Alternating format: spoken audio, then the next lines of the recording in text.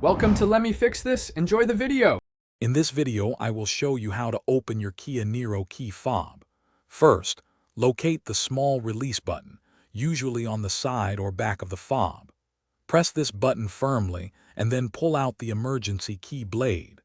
This action is crucial as it exposes a small slot or notch, which is your entry point for safely separating the two halves of the key fob casing. It's a simple first step to access the internal components. Now that the emergency key is out, look inside the opening for a small notch or indentation. Take a small, flathead screwdriver or a plastic prying tool and insert it into this notch. Apply gentle pressure and carefully twist the tool. You should hear a slight click as the two halves of the key fob begin to separate.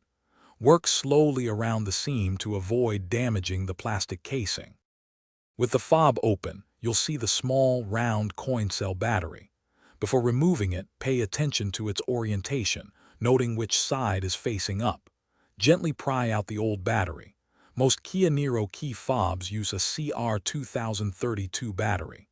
Insert the new battery, ensuring the positive side, usually marked with a plus sign, is facing upwards, just like the old one was. This ensures proper contact. Finally, it's time to reassemble your key fob.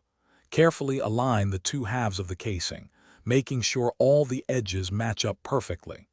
Gently press them together until you hear a satisfying click, indicating they are securely fastened. Once the casing is closed, slide the emergency key blade back into its slot until it locks into position. Test your key fob to ensure it's working correctly. Thanks for watching. If you found this helpful, don't forget to like and subscribe.